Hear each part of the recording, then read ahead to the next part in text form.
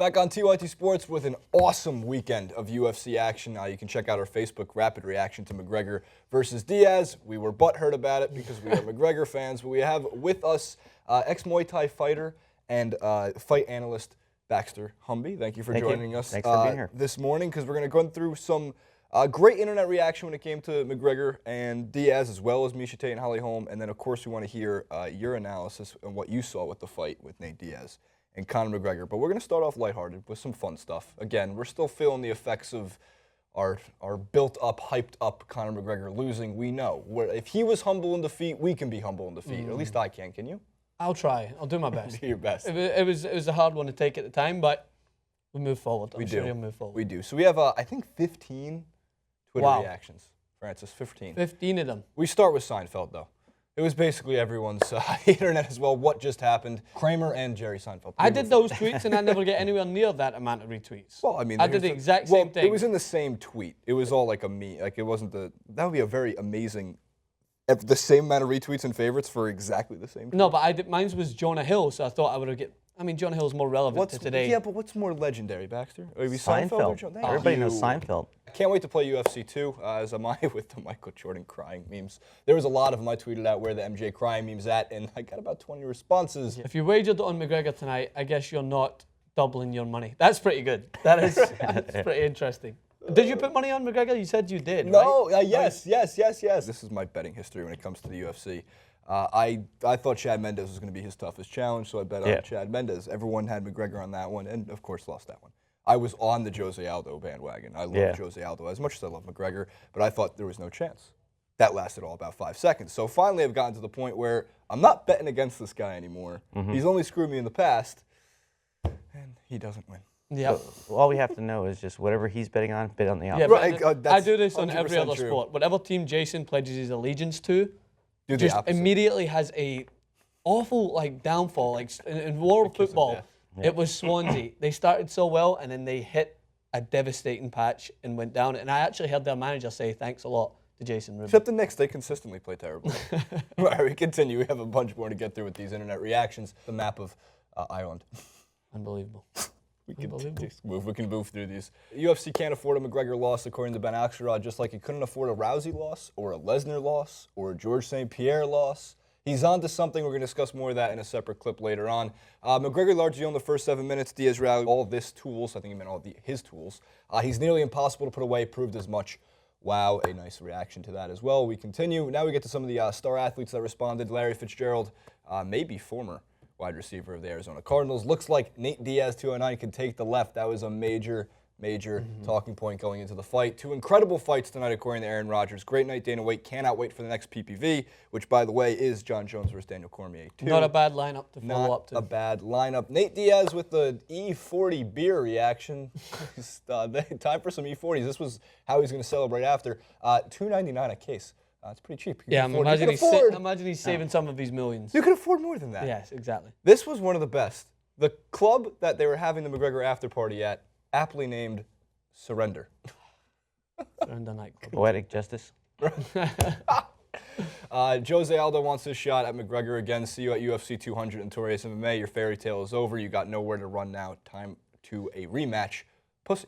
I'm going to go on Right to at that. it. I'll go on that. I'll go into that in a minute. I'll probably rant. 21,000 retweets. Yeah. Rafael Dos Anjos, one word, sometimes less is more. Soft, as he says. And we continue with, I think, our last few, which is, hey, Conor, what's the difference between you and Holly Holm? How he spells what? Holly didn't tap. Sad McGregor face. And lastly, yeah, there was a lot of that going The on. Rousey face. The Rousey knew face. what was coming. Damn, Diaz, back at it again with the chokehold. I'll see it. No? Doesn't get you? I get it. I mean, that wasn't bad. you can only do it with the shoes. The Only once with the even shoes. back's just like, fuck that one. Really quick, before we go on to analysis, Jose Aldo, I don't really know where to start at this. Like, I understand he's still a little bit butthurt about what happened, but the way Jose Aldo talks is if he's been unfairly done, right? As if he's got a grudge against the UFC and against McGregor, right? And it's like McGregor, in all honestness, was very classy after his win against Jose Aldo. Pretty classy. He paid tribute to a true champion. Jose Aldo, to me, is just trying to get himself out there as much as he can. I understand he's a true champion. I thought that was pretty shady. Like, I understand he wants to call him out. Calling him a pussy, being like, oh, your fairy tale's over. Like, you're part of that fairy tale, mate. You lasted a whole 4 seconds.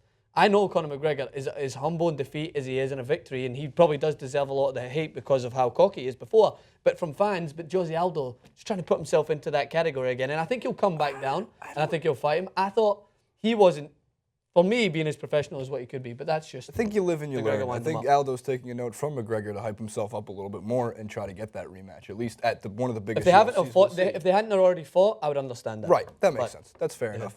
All Well, right, Baxter. the fact of the matter is that Conor McGregor's called him pussy how many times? True. It's not too bad. And he to call showed him back. It's only pussy when one he knocked him time. out. Exactly. Right. Baxter, what do you see with this fight with Nate Diaz and Conor McGregor? We were talking a little bit before the show. Interesting points. Let's hear 'em. The Conor McGregor Nate Diaz fight was an amazing fight. It went exactly the way I thought it would. Really? Because Nate Diaz is amazing on the ground. If it stayed standing up the whole time, guaranteed it was Conor McGregor's fight until he got rocked. Yeah. Right. He got left, right, boom, right in the face. Totally changed your fight, and it just made it an amazing fight because the thing is that he rocked him and showed that Conor McGregor, has a good chin, but those bigger guys, they have 25 more pounds of punching power. And so, I moved up in classes. I fought in 4 different weight classes, and when I went up to the higher ones at 165, they hit a lot harder. And the thing is that I had to do everything in my power, especially only having one hand to block. I had to make sure I slipped out of the way of those big punches. That's what me and Jason talked about it immediately after reaction. Don't want to share our details as much because we've already seen that, as you can see on Facebook. But that was the immediate sign for me, is that Conor McGregor, like, some of the punches he delivered would have probably taken care of someone at 145, 155. Like, some of those Exactly. punches were heavy, and he struck them well. Nate Diaz, nonetheless, I think most 170 fighters would be able to handle them, but Nate Diaz even more so because he's a warrior in there. He's taken those punches before. He's an experienced veteran. But it was when he delivered that combo. It was when McGregor, I thought, got a little bit too cocky, let his hands drop. Yep. And when he took that one to the chin, that was the moment. It wasn't when he got him on the ground that, for me, I thought that he was going to win. He was going to win the fight, whether he got him on the ground at that point or they stood toe to toe. Because Nate Diaz's punch, you could see how much more impact it had. And I talked to Jason. You can train your body, you can train yourself to move up in class, but you can't really train yourself to be prepared for those punches that come, those heavy punches. What I found so interesting about Nate Diaz, he took the fight on less than 2 weeks' notice, and I mean, he got in shape quickly. I mean, obviously, he had less than 2 weeks of training camp, and he still took down. He was also getting ready for a triathlon, and that's quite that's a gonna bit keep for you his in decent endurance. shape as well. Yeah. Baxter, since we have you here, and you fought in 4 different weight classes, what's the hardest part of jumping to a higher weight class? Is it dietary? Is it conditioning? Is it a mental game? It's basically conditioning, because the thing is that you got to be ready for somebody that hits harder. So they called me the one-arm bandit because I was hard to hit, and obviously because of this. Right. But you just have to have a different game. It's like you can't stand there. Like Conor McGregor, when he got rocked, he didn't even put his hands up after that. Right. I'm just like, unbelievable. I'm just like, you get hurt, protect Yeah, yourself. It was so much like Anderson Silva versus Chris Weidman the first time around. That I mean, granted, McGregor wasn't saying like bring it at me and then actually got knocked out cold, but still, it was a similar vein in which we saw them drop their hands. To which we're going like, look, we know you guys can fight, but you got to be able to stand up. The point I thought McGregor was just running on instinct at that point, and he instinctively likes to portray that he can avoid punches, right? Even when he's at his prime in 145, 155, he rarely has his hands up. He's always moving, he's always ducking and diving. But when he got struck in the face, we were talking about it a little bit after. Is like he almost just didn't know what else to do because he's trying to portray like, oh, I'm still all right, I'm still cool, but you can see his eyes. That's the problem. Is arrogance took over. His arrogance said that, oh yeah, that didn't hurt, but you could see it in his eyes and his legs. His legs kind of wobble. Yeah, because he's so light on his feet, and you can see once it started to get a little bit heavier. For sure. All right, guys. So UFC 197 is next on the docket, but for Conor McGregor and Jose Aldo, Nate Diaz, a lot more to come with those fighters. UFC 200 will be a big deal. There was a lot of great stuff happening at that fight, including even GSP making a return to watch. What does that mean? We don't know just yet. At Francis_Maxwell, at JasonRuben91. Baxter, are you on Twitter? On Instagram, where can we find you? One-arm bandit. The one-arm bandit. We have him here with you in the flesh. Therefore, subscribe, like, favorite the video below, comment with your thoughts on UFC 196, and we'll see you next time.